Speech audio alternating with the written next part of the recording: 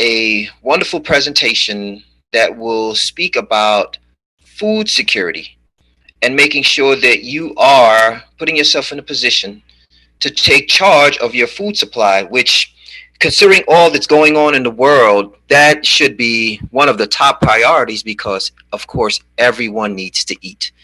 So today, day 14 of the 30-day redemption, taking charge of your food supply, learn to garden at home and small spaces. And we have a special guest, father and daughter team, Roy Samuels and Alexandra Samuels of Roy's Garden. And they are going to edify us on something that should be as make as much sense as having a refrigerator, which is to make sure you have food and are growing your food. So our disclaimer, of course, we have is that the opinions expressed on our presentations are those of the presenter. They do not purport to reflect the opinions or views of the 30-day redemption or its members, officers, staff, partners, and advertisers. So I'm going to go ahead and introduce Roy and Alexandra Samuels. Alexandra, would you come on and take us on this wonderful presentation journey on how to take charge of our food supply?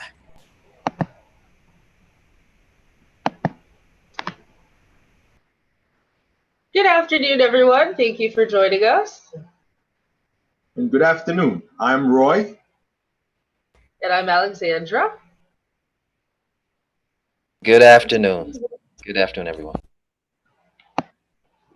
Today, we're going to share with you some information and some things that we found beneficial in terms of securing our food supply. In view of some of the challenges that we've observed regarding COVID-19 and regarding just different situations across the world, we've felt impressed and we've seen the importance of making sure that healthy food is available for us and others that we care about. For us, even before this whole epidemic, it had been a concern to start growing our own food. So a few years ago, I took a little trip and I went to a mango nursery.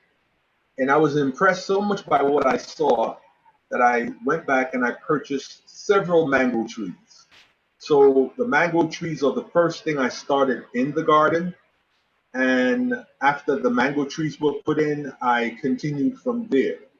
But one of the pivotal things I realized is that as a society, if we allow others to control our food, sooner or later they will be controlling us. And I thought that was food for thought. So it is very important for us to get a handle on our own food supply as much as we possibly can.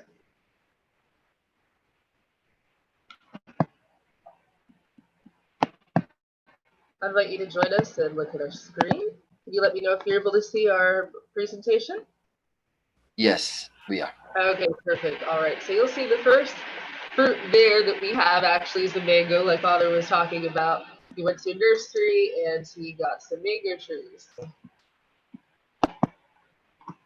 Some of the topics that we're going to cover today are why do we garden, growing and buying our food, some of the reasons why we should grow food, and we're also going to go over a supplies checklist and also discuss some of the gardening options that may be available because we recognize not everybody has a large backyard or has plenty of room to be able to um, provide for all of their food needs. But definitely, regardless of where you are, there's always something that you can do. Personal empowerment. One of the things we realized was all right, first of all, why do we garden? And we garden for personal empowerment because it's an empowering thing when you can produce your own food, when you can watch a plant grow from a little sapling to a big tree or to a mature plant, and then it yields you food that you can eat that will nourish your body and will make you or contribute to making you a better, a stronger, a healthier individual. That is very important. The economics. Now, in our current state, food prices will probably be going up and up and up. It makes good economic or fiscal sense to produce our own food. Because, for example, if I buy $5 worth of tomato seeds, at $5, I buy a package of tomato seeds and I plant them for one season. When those tomatoes come to harvest, I will have such an abundance of tomatoes that I probably won't be able to eat all of them. I'll probably share some with my neighbors and store some for myself, but I will still have more seeds to plant the next season. So exponentially, that is an investment. Currently, in our banking system, we get 0.002% return on our money. Well, when you put food in the ground, the return is really exponential. One person put it this way, that the closest thing we will come to printing our own money is when we plant food in the ground. And I thought that was extremely pivotal. Proper nutrition is another thing. When we buy food on a commercial scale, for example, the produce we usually get it on a commercial scale. But what happens is this: the food is picked before it is at the peak of perfection. It travels long distances before it gets to the market. And then there's a holding time. And by the time that food gets to your table and my table, it has less nutrients and is of poorer quality than if that food came from the garden to your table. Because usually when we plant produce, we usually pick or harvest that food at the peak of its nutritional value. So when the food comes directly from the garden to your table, usually the quality of the food nutritionally and taste wise is at its height. But when we get food commercially, we tend to get, I'm sorry to say, secondary quality.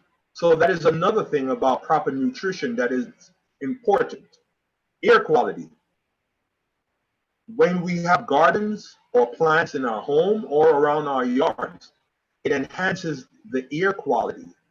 I remember there was a time when we lived near Orange Grove, and every time I would walk past that Orange Grove, the air quality was distinctly different from the air quality around us. The air quality in the Grove was much richer and denser. It was even cooler. And I noted that time after time again. So what I realized is that as the trees were producing food, they were putting off oxygen.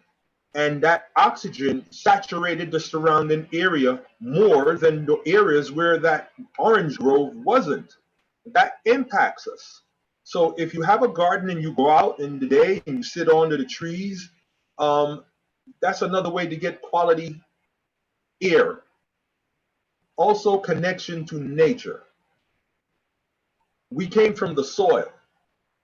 So food comes from the soil, and the food brings with it the nutrients that came out of the soil to perpetuate our life. That is pivotal because we are living organisms, and the soil is also a living organism. So we connect with nature. So that is also pivotal when we plant stuff and get our hands in the soil and walk on the soil and ground ourselves. That is so important for us because we are live organisms that came from the soil, and there's a symbiotic relationship, a bonding between the soil and us as human beings. Okay, so next we're going to look at growing food and buying food now that we have our reasons why we want to garden.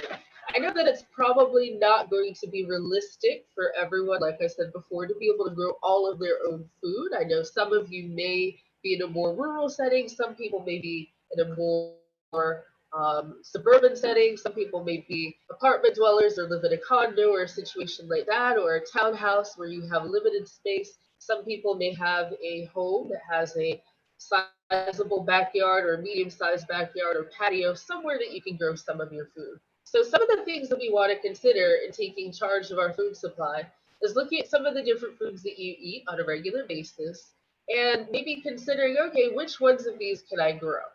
So realistically speaking, I know that probably a fair amount of us eat a good amount of rice or corn or other staple grains. It's probably not going to be very realistic to say, okay, I'm going to start a rice paddy in my backyard. It would be a lot more realistic to say, hey, you know what? Let me try and grow some tomatoes. I've got a picture of tomatoes and some parsley, eggplant, some herbs, some onions, some greens. Those are things that don't require a lot of space and usually are pretty convenient to grow in a container or a hydroponic type setup. Those are some of the options that you can definitely explore.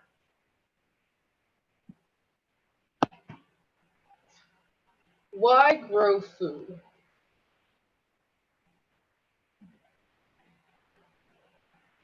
So one of the first reasons we want to grow food is because we want to be able to have reliable access to wholesome options for ourselves and for our families. Due to the COVID situation, we've gained a heightened awareness of the fact that our supply chain is no longer local and that even the average citizen here in the US or other countries similar to the US, we deal with issues of supply chains no longer being local. So a lot of our food is imported. If you look at, the labels on a lot of the items that would see in the grocery store, you'll see that the food didn't come from here. Our local supply chains have diminished.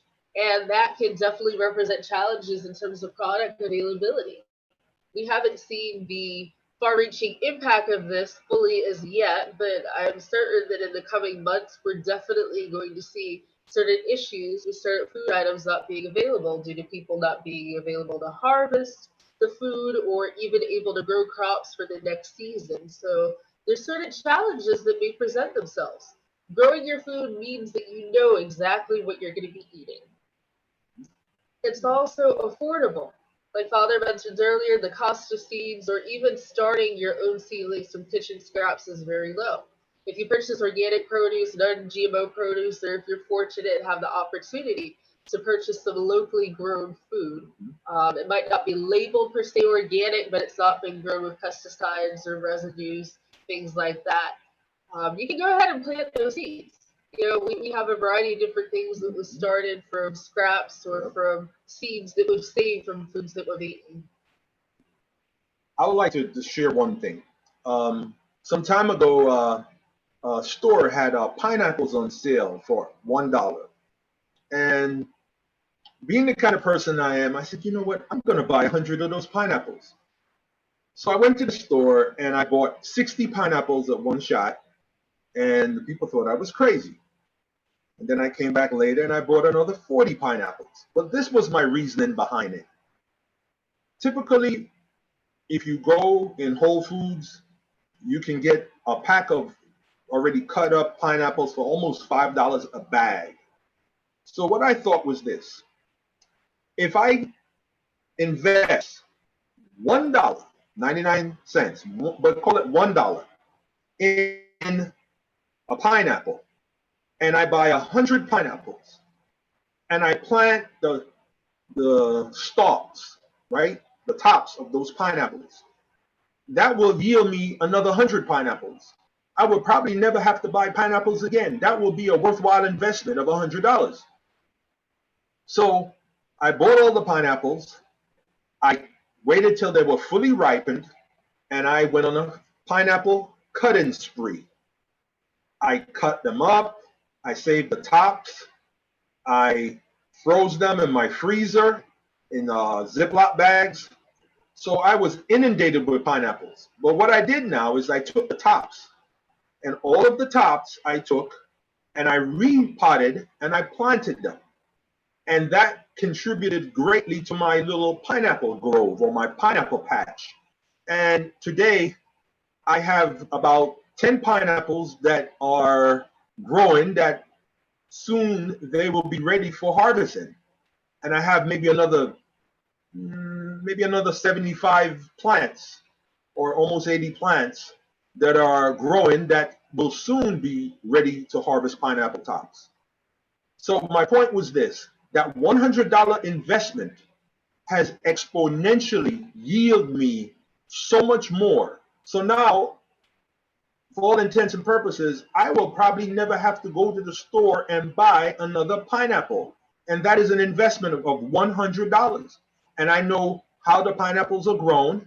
And the next thing is the quality of that pineapple will be superior to the ones I get in the store, because I will wait until it's at the peak of its, how do you say, is at the peak of ripen, it's a peak that it's ripe to its peak, and then I will harvest that pineapple.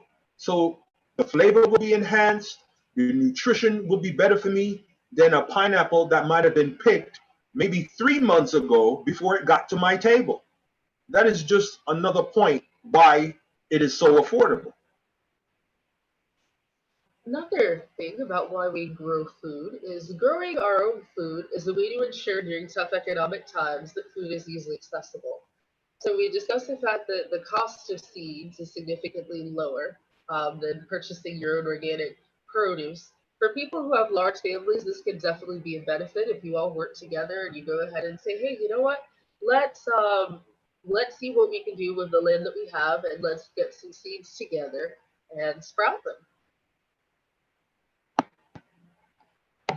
Okay, so if you haven't already, what I'd like to encourage everyone to do is get a pen and paper and maybe start making a list of some of the items that are small enough to garden in the space that you have at home. I know that some of you may live in apartments or condos, different types of settings. Let's look at some of the things that perhaps you can grow. Think about some of the vegetables that you enjoy that can be grown in a container, or you might consider sprouting. We'll talk about sprouting a bit more later.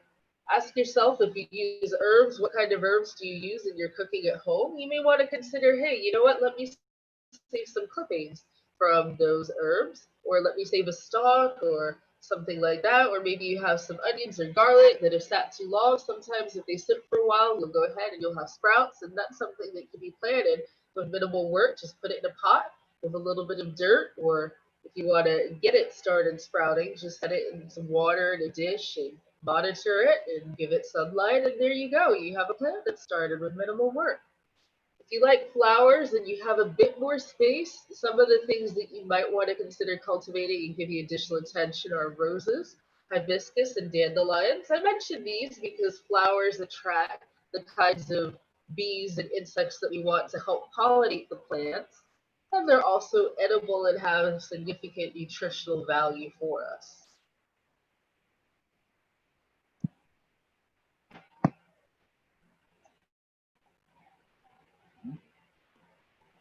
Okay, so now that I gave everyone a minute to maybe think about some of the um, things that you'd like to perhaps try growing for yourself, we're going to talk about some of the things that you will need possibly to get started in terms of growing. So you want to use a quality organic potting mix. We definitely want to avoid anything that has synthetic fertilizers or anything that might be laced with toxic chemicals. We definitely want to avoid that.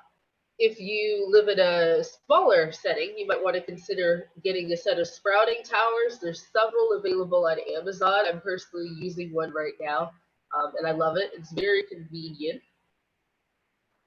Also, you're going to want to consider, if you would like to do sprouting, to make sure that the seeds that you purchase are specifically for that purpose. And you'll also want to look at some seeds for growing. There's several different companies on the market that provide good quality organic seeds for both my sprouting purposes and for the plants that I personally started from seed and not from kitchen scraps or clippings, things like that. I really liked Botanical Interest. That's the company that I've enjoyed using their seeds. They have an excellent reputation, and I've had a good ratio in terms of most of the seeds sprouting from them. They're certified organic and also non genetically modified. If you're a bit less patient, you might want to make a trip to your local nursery or maybe Lowe's if you have the time, the resources, and the space to permit, because there You can go ahead and purchase seedlings if you want to see some results immediately. You'll just have to consider what you need in terms of potting, because usually when you get a plant, it does get bigger, and you'll need to consider things like that, space, and getting proper sunlight, remembering to water it.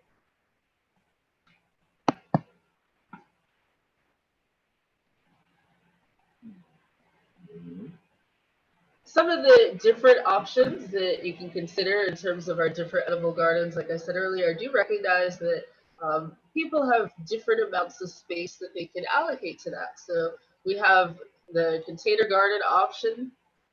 You can go with a potted garden and just have what you can contain in a pot. That's a great solution for somebody who maybe lives in an apartment or condo. Hey, you might have a little square on your patio that you can do something with, and still, not be in violation of the homeowners association, because I know for some people there are homeowners associations with different requirements in terms of maintaining a certain aesthetic for the area. So potted gardens can be a great option. Also, vertical gardens for people looking for a very compact solution, we can do that with hydroponics. There are a variety of different good organic liquid grow mixes that you can find on Amazon, or you can find at a local gardening supply store. That's an option that you can consider for nourishing those items. If you're planning to sprout, you can also do that. Start the seeds, and then in the tray, place some of that plant food. Another example, if you have enough space and also enough time to do so, is using a plotted, more traditional garden. With that option, you can do something called a raised bed, depending on where you live. The soil may need to be amended for your best results, so you may need to use an organic fertilizer, topsoil, or you may need to add some organic matter or compost to the soil. We reside in sunny Florida, so we have plenty of sun, and we have very, very sandy soil. So in order for anything to grow and grow well, you're gonna have to do some work and improve the soil a bit. I'll let Dan talk about some of the things he's done to improve the soil. Well, to start, one of the things that are very inexpensive, the coffee grounds. Starbucks usually gives away its coffee grounds that it has used once coffee is made. They will give it to anyone that comes. They usually save it for gardeners. The coffee grounds are high in nitrogen. So what is a good thing to do is to, if you can get some of that free coffee ground, mix it with your scrap food items, scrap leaves, scrap discarded food, fruits, vegetables. You don't want to put any meat or oil in that little pile. So you'll make a compost pile, get like a big garbage can, okay, or even a 5-gallon bucket, or 2 or 3 5-gallon buckets. And you get your coffee grounds, you put it in, you get your leaves, you put it in, you get your veggie scraps, you put it in, and you pour holes in it. You wet it down, you put a cover in it, keep it out in the sun. And if you can find some earthworms, you put some earthworms in there, and you will have a very good compost pile that is highly, how do you say, nutritious for your plants, and that is inexpensive. Talking about potted gardens, we used to live in an apartment, and we had a little patio. So I started aloe, really an aloe garden, if you want to put it that way. So I got pots, I got grow pots. I bought aloe plants, and before you know it, there were 3 and 4 and 5 and 6 and many more aloe plants. I had so many aloe plants, I was giving some away. And aloe plants are a good thing to have. They're a good plant to have in the house, or even if you have it outside, it's just a good plant to have around, because the benefits of aloe.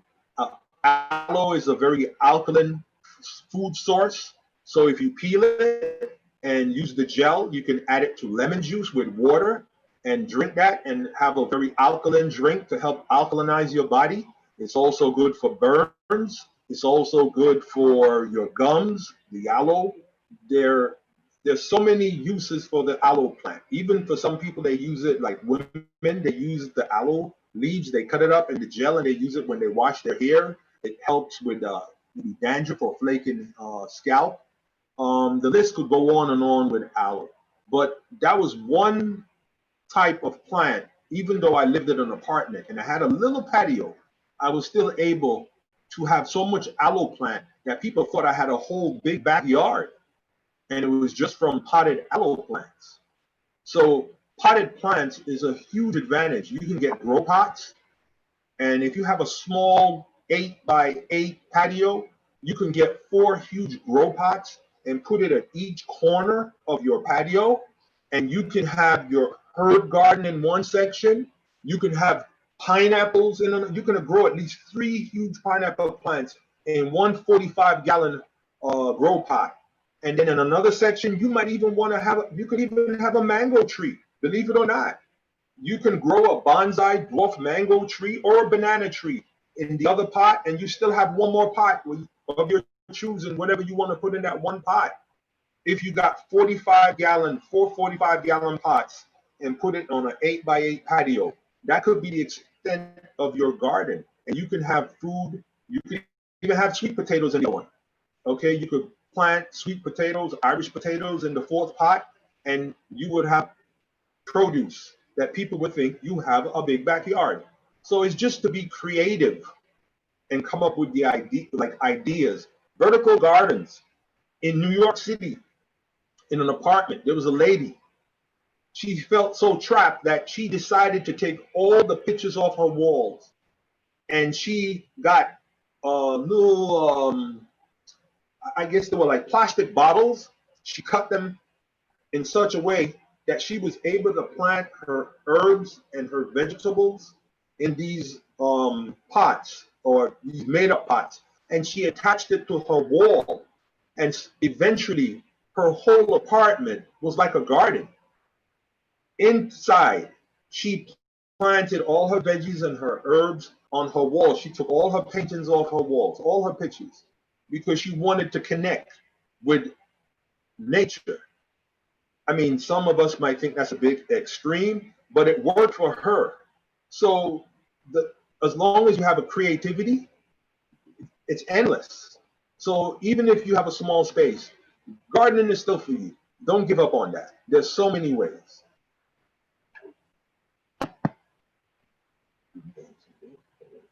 Something that we want to be mindful of is we want to remember planting for the seasons, particularly if you're planting outdoors. Now, like I said again, we are in sunny Florida, so we basically have 2 seasons, summer and not summer, as we like to joke.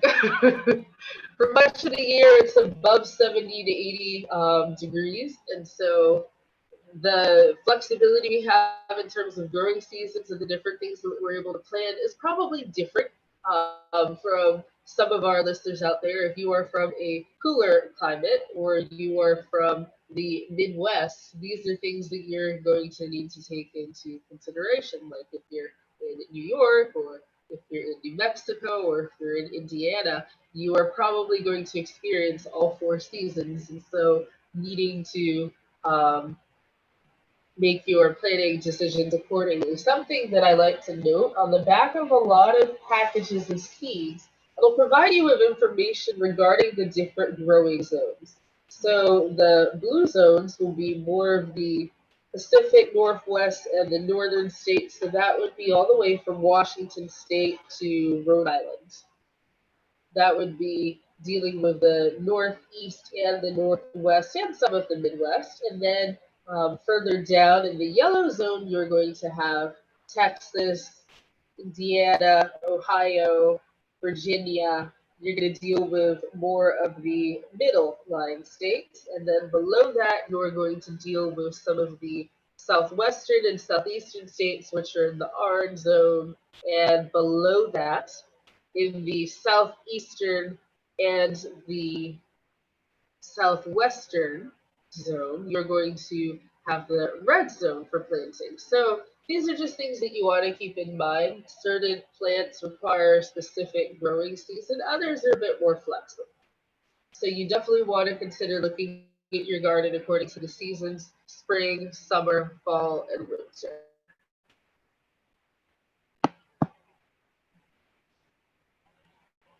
Some of the plants that we decided, like Father mentioned, mangoes. He has several mango trees. Hopefully, in a minute, we'll actually get to take a look at those. We tried our hand at planting some onions and some ginger. Eggplant is something that we enjoy very much and that we eat quite a bit of at home. So we had planted it in the past with great success, and we're going to plant some in a couple of days this week, definitely, because we love our eggplant. Squash and yams are something else that we enjoyed with planted. And then, like Father mentioned, the pineapple patch.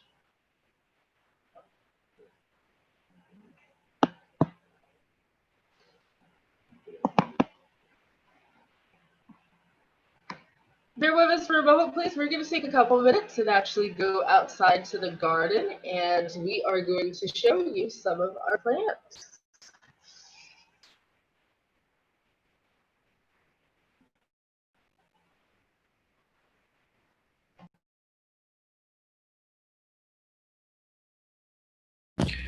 Awesome. And while Alexandra and Roy get to the garden, if anyone has any questions, make sure you jot it down so that towards the end we can get a Q&A so they can answer any questions that you may have individually.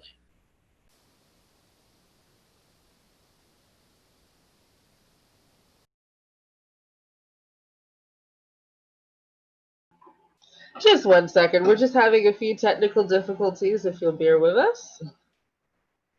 Not a problem. We're here.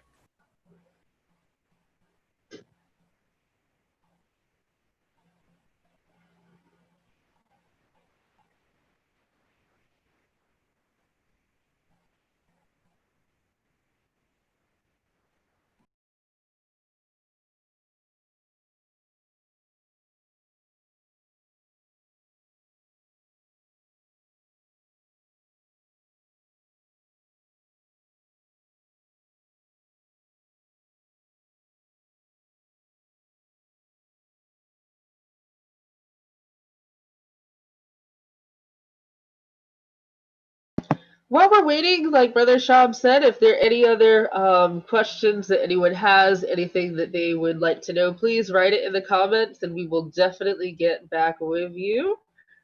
We're, like I said, going to go outside and we'll actually allow you to take a look at our garden. Awesome. So just a minute. Okay.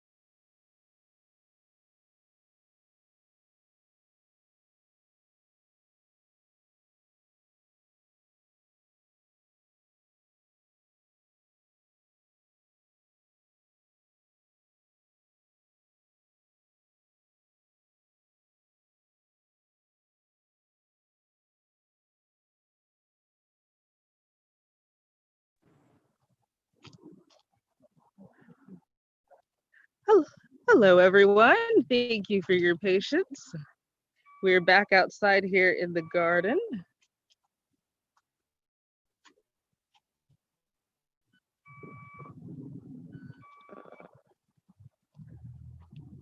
And as you can see over here, we have a couple of our pineapple plants, several of them actually. Here's some of the minis.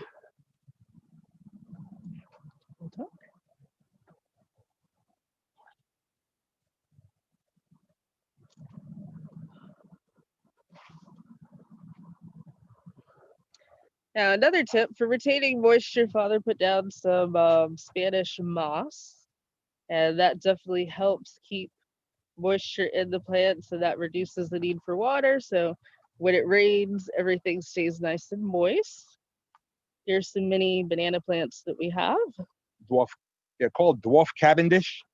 And with the Spanish moss, not only does it helps to retain moisture, but it also helps to keep the weeds down, so you won't have to weed as much. And it's also free.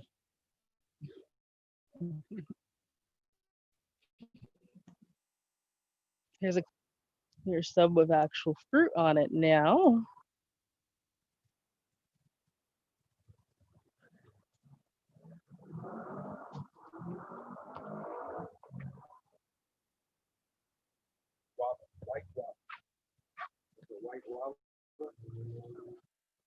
To the left, this is a white guava tree. What's this one here, Dad? This is a passion fruit vine, and this is passion fruit vine is already spring.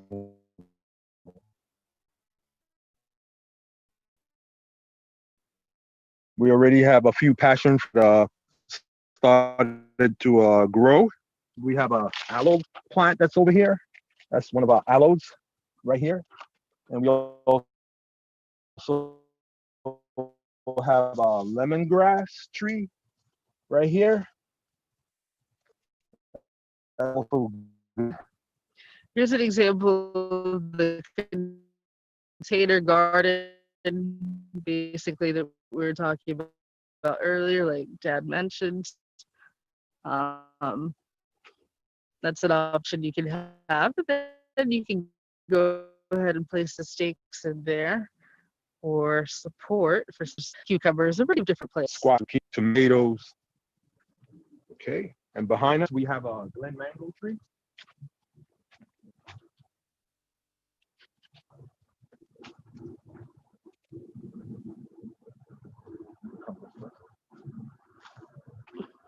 And in a 45-gallon pot right here, we have, this is a Julie mango tree. It gave its first mango this season. I got one mango off of it, the first one. It's still quite small, but I'm going to put it in the ground. But this is in a 45-gallon pot, as you can see. And this is an Alfonso mango tree. It hasn't given any fruit yet, but it still has a while to go. And this again is another Glen mango tree. And I'm going to start pruning because I want the growth to stay tight. I don't want it to get too large. I have a small space.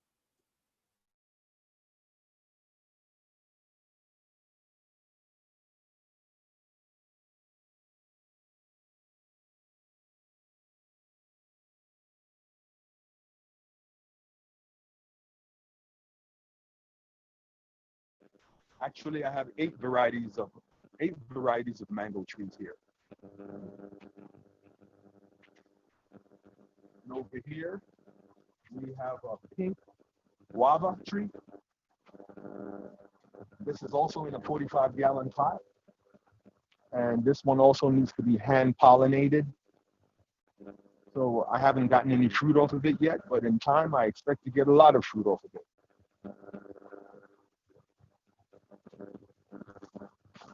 Over here, we have a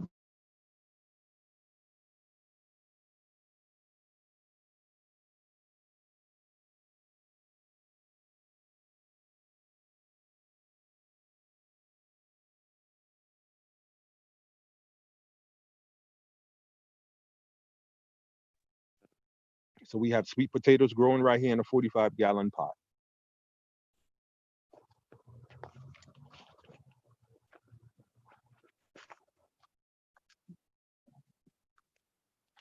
And right here, this is papaya saplings.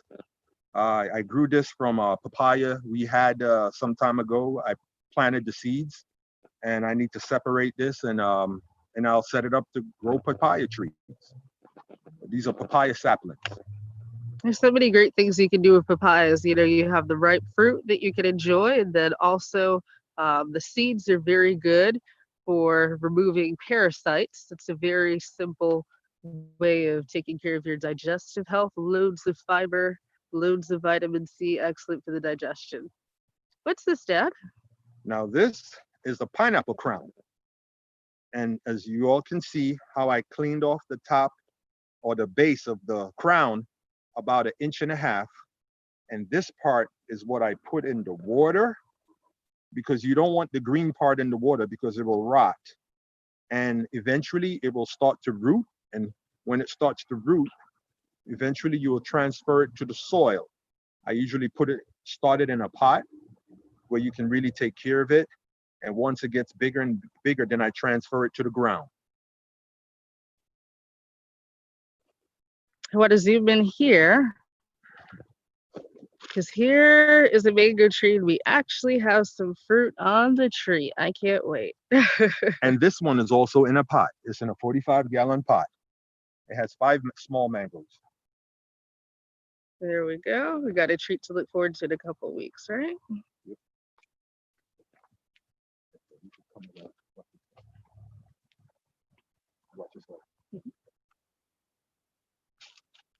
And this one is a young mango tree that I grew from the seed. So it still has a way to go. It's been growing now. I had it for about 1.5 years now. So it's growing slowly, but it will get there. But I would rather purchase my trees from the nursery where they're already ahead. Starting from a seed takes a lot of patience. What do we have in the back, Dad? What's this here? Oh, that is a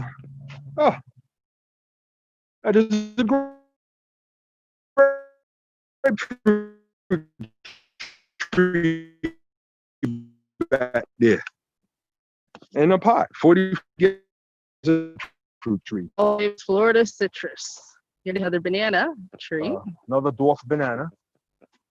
And over here we have parsley. 10-gallon pot. Parsley is really good for the bladder and the urinary tract. For anybody who suffers from urinary tract infections, from bloating, hypertension, anything like that, parsley is definitely an herb that you want to make use of. You can steep it, make tea, just wash and cut the fresh leaves and drop it in some hot water, and it'll definitely benefit you. Now, obviously, before you do this or any other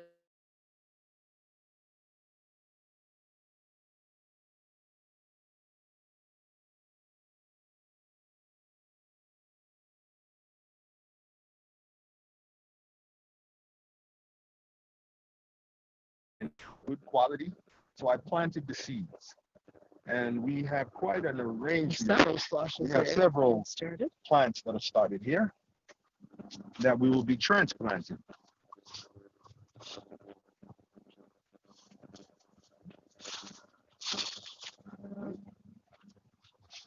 We have another Beverly mango tree. Now, do you see the size of these mangoes? I have big hands, but these are big mangoes. like the size of your hands, Dad. There are 3 Beverly mangoes right here. And they will soon be ready for picking. And the way you can tell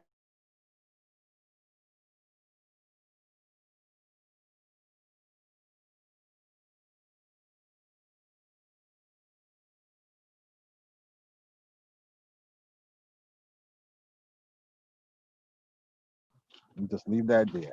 And just below it, we have ginger that was planted. And that's ginger root.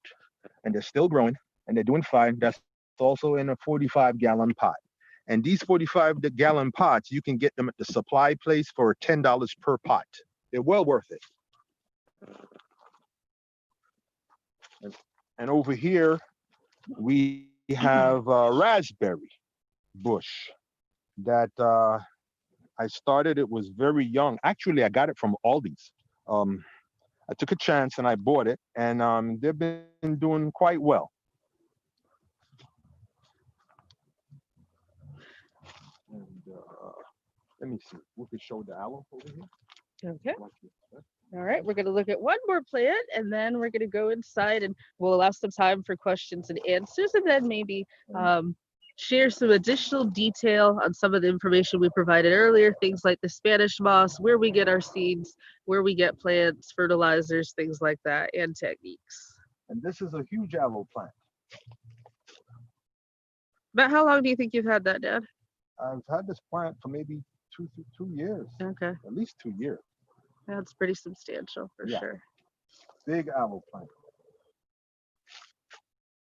All right, everyone, we're just going to pause the video right now. Bear with us, please. We're going to head back inside and we're going to go ahead and share some additional information, answer some questions, and we'll also talk briefly about sprouting. A question was asked earlier, where do we get the Spanish moss? I'll let Dad elaborate on that. There's a park that I go to sometimes, and the rangers allow me to just take the moss. I take what's hanging on the fence, what falls on the ground, and what is low, just hanging down low, like around your face level, face height. They don't mind me taking it because they have to clear it up anyhow. So when I come around and I ask them if I can get the Spanish moss, they say, sure, go right ahead. And that's how I get my Spanish moss.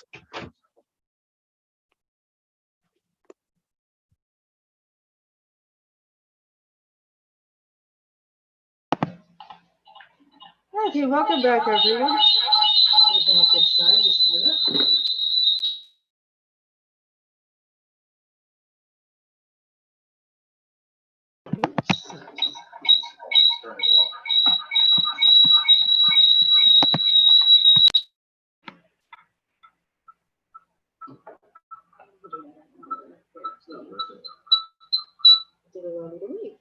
There we go. My apologies. I'm sorry. We just ran into some technical difficulties, a little feedback. But as Dad was saying, he goes to the park and the rangers allow him to go ahead and take the Spanish moss that they would have to clean up. So that's a great way of filling in the plants and making sure that they stay hydrated, keeping moisture in.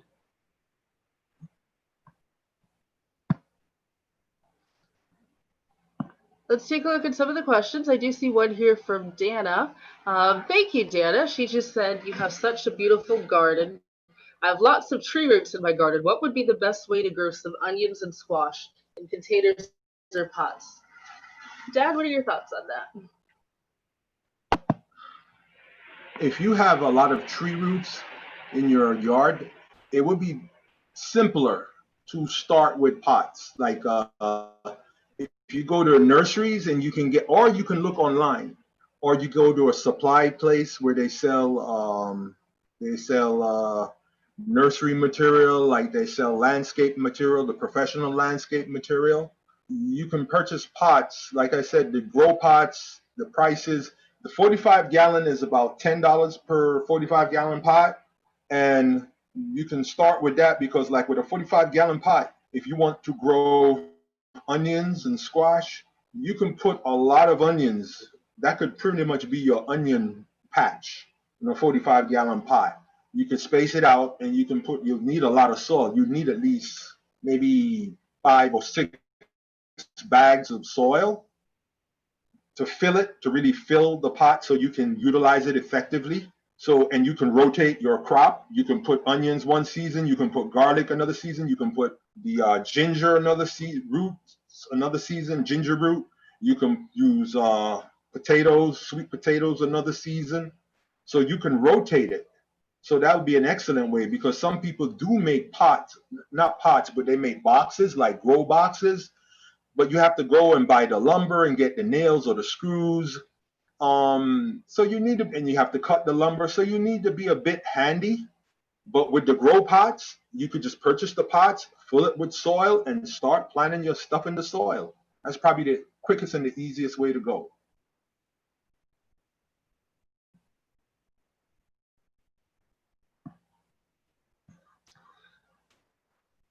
Okay, I did see a question earlier about places that we purchase seeds, material, etc. Like Dad was saying, there's a nursery supply place that he gets the grow pots from. Some of the other supplies that we've included, I didn't get into this in detail, but something also that I do in the gardening realm is sprouting. So I have a brand of sprouting jars that I use that's called Now. I'm just gonna go ahead and show you folks that. This is what my sprouting jars look like. This is one that I haven't used yet. Let's see if we can see that. And the thing that I like about this is large. This is a half-gallon size, and this has a vented cap at the top so that you could actually see. There are a bunch of perforations up here, and it makes it really easy to be able to rinse out your sprouts and clean them out really well so that fermentation doesn't develop. Here's some sprouts that I'm actually growing right now. Here we are in the jar.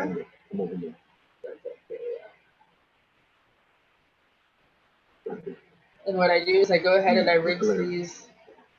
I rinse these a couple times a day to make sure fermentation doesn't develop. These are some seeds that I purchased specifically for sprouting.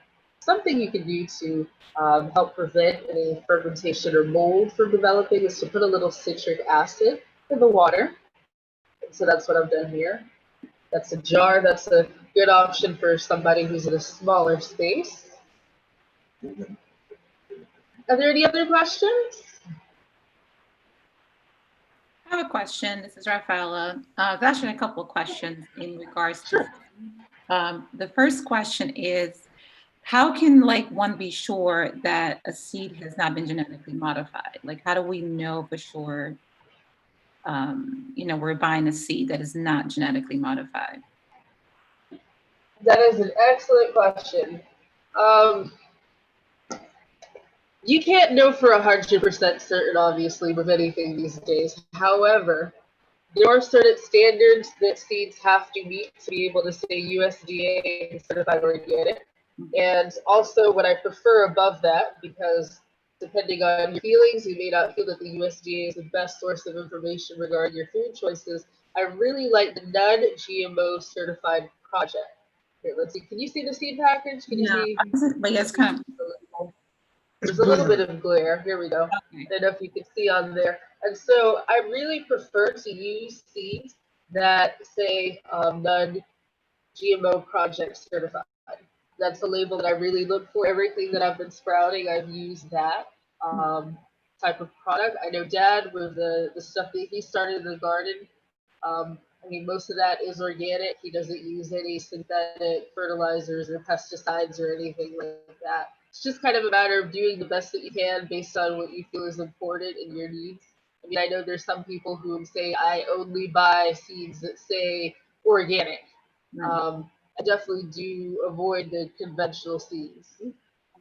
And the second question is, have you guys ever imported any seeds from other countries? And if so, any legal process that you guys have to go through to bring those seeds into the US?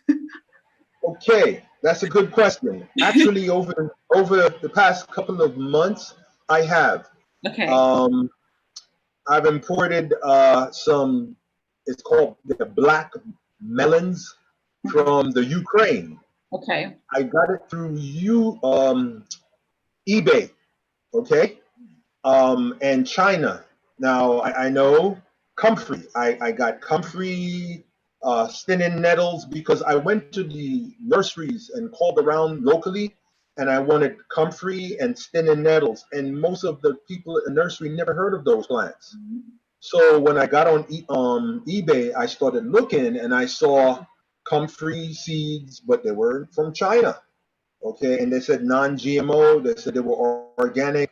I take their word for it. It wasn't too expensive. So I purchased, and they came in the mail from China. It took a while. The one from the Ukraine came. I got gooseberries, beets, carrots, Stinnin nettles, comfrey. What else? There are a few more I got that came from China or the Ukraine. I haven't planted them yet. I still have them in the envelopes. I also purchased wheatgrass, and I'm not sure. I think that came locally. I mean, that came from the United States. So I'm excited to try. Oh, that's the wheatgrass. Okay. So I am looking forward to planting that black melon to see what it tastes like, because it looked a bit exotic. That's going to be kind of different than a regular watermelon or a cantaloupe or a honeydew. So stay tuned. Give some feedback as to how it worked out. So it was through eBay, so it didn't go to like you just got it through eBay. So eBay Yeah, had eBay. Got it. Okay. Got it. Thank you. You're welcome. Any other questions?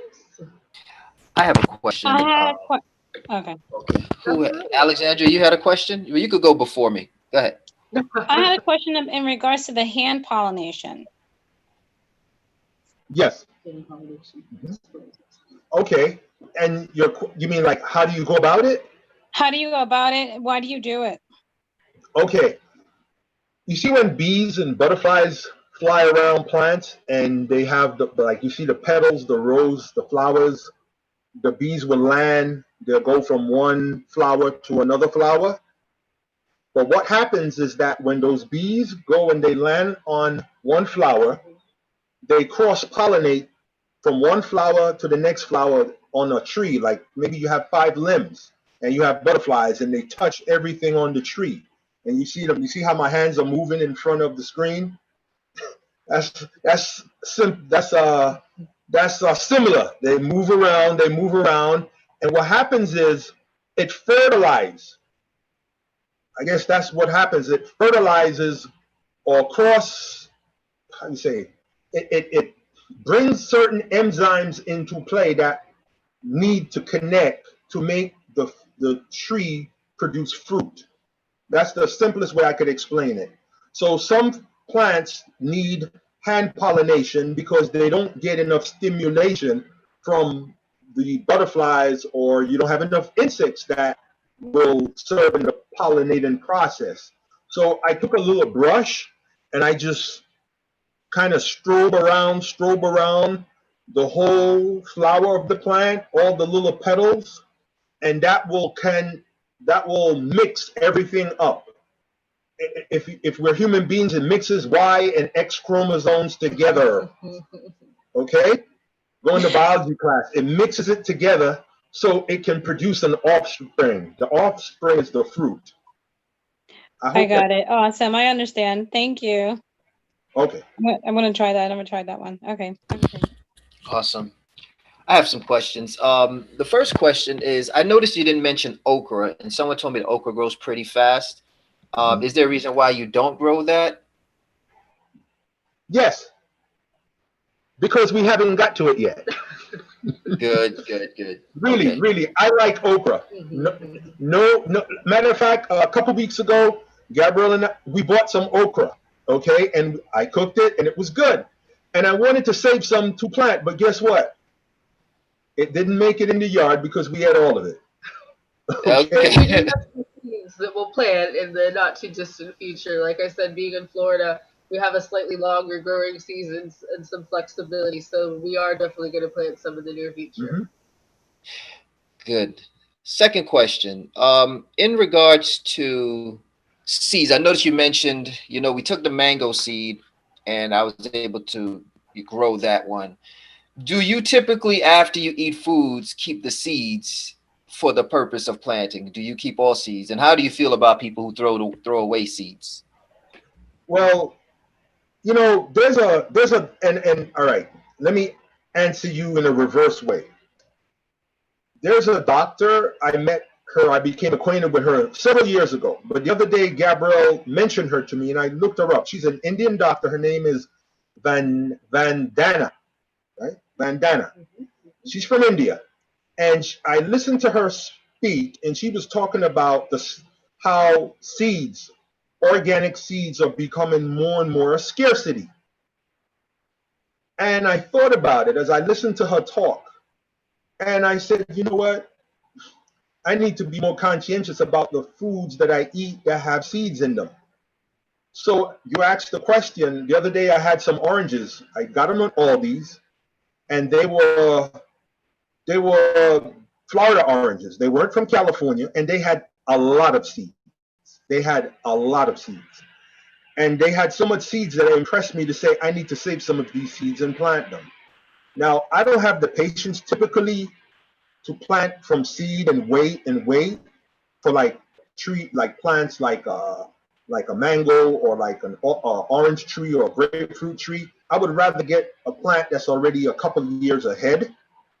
But from how the doctor, impressed the importance of seed harvesting, I realized even if I don't have the patience, that's something I need to make a habit of start doing, because we're going to be in a crisis. Major corporations are, how you say, capitalizing on the food market, and they're trying to get patents for everything. So they're going to own everything, and the common man will have very little. So what I realize, I need to start collecting seeds, because even if I don't have the patience, I don't know how long I'm going to live, and someday those seeds will be valuable, because companies are trying to get patents on seeds that they should never have patents on. So I hope I explained. You did. You did. And I have one more question. And I know that it wouldn't be applicable for this presentation, but aquaponics or any of those other alternative ways of growing food very scientifically, is that something that you have explored? Is that something that you will implement in the future, the aquaponics? And I think there's another one. I don't remember the name. Maybe Alexandra would know, or the other Alex would know. But Hydro. do you explore hydro? Do you explore any of those options? And Absolutely. okay. Absolutely. Actually, I didn't get to show you guys this particular aspect today, but I do have a hydroponics tower that I am sprouting some different things in. Maybe at another time I can share a bit more information about that. But that, like I mentioned, the tower gardening, that's something that you can get off of Amazon. That's where I got mine. And it has trays in it. You go ahead, you set up your seeds depending on what you're sprouting. You can go ahead and give them some organic plant food. There's several good options for that. And absolutely, yes, hydroponics are definitely a good solution, and we do use them. Now it looks like we have a lot more that we would like to explore. Would you and your dad be willing to come back? This is part one. Would you be willing to come back? And part two, would we be able to see any foods made from the garden? Absolutely. I mean, with the sprouting, we have a fairly quick turnover. I have some sprouts that are actually pretty close to ready to harvest. So those I would just wash and prepare a simple salad. Would be happy to have you see that. And then also in a couple weeks, the mangoes will be ripe and ready. So we could definitely share some pictures of that. The pineapples are close. The pineapples are probably the closest thing right now. We have a possum and a raccoon that comes to the yard. For nightly visitors. So we are hoping they will be kind and gracious to us to allow us to harvest our pineapples. So far, they've been pretty good. They've been patient. So I hope, yes. So we're hoping that we will be able to share with that the pineapples, the mangoes, the ginger root, the aloe. We also have a lime tree. Last year, it yielded about 12 limes. This year, so far, it just has one on it. And there's also a starfruit tree that later on in the year, around November, December, the starfruit starts to bear. So we're hoping we can have things year round, year round. And so definitely. Someone mentioned, as you mentioned, the possum, that they use, a friend of mine mentioned cayenne pepper as a means of getting them to stay away from your stuff. What do you think about some of those strategies? I've tried that already. Does it work? I use cayenne pepper and I sprinkle it around, but what happens is we've been getting a lot of rain, and it will dilute the cayenne pepper. And the other concern I thought, I really wouldn't want it to contaminate my pineapple patch, because I wondered if the pineapples could be impacted by as far as flavor goes, by cayenne, the amount of cayenne pepper I would need to use, because I did sprinkle it around the whole perimeter. Okay, but with all the rain and the runoff, I'm a little concerned. So what I did is, I don't know if you saw it there, there's some poles. I was going to run a fence, but what I decided to do is I have some motion lights, some solar motion lights that I set up. So at night, when the possum or the raccoon comes out, the light hits them and it startles them. And then I have a motion alarm that if they trigger it, once they go past it, it will alarm, and that will also trigger them. So I'm hoping between the lights, the motion lights, and the motion alarm, that will just kind of keep them away. It might not work because eventually, if they're hungry enough, it probably won't matter. But that's pretty much it. But I thank that person for recommending the cayenne pepper. Definitely, I did try that. Okay, awesome. Well, we're going to wrap up this particular session, and we will try to see how to get you all to come back, because this was an excellent presentation. I don't know if anyone else has any quick question that you can type in the chat. Hold on, let me see. I see a hand up. Jasmine B. Samuels, I see a hand up. Jasmine B. Samuels, do you have a question? If not, okay. Jasmine B. Samuels? No, that wasn't a question. I apologize. Oh, okay, no problem. Okay, so we're going to go ahead and just share with the audience your information if anyone has additional questions that they would like to ask, or they would like to get in touch with you.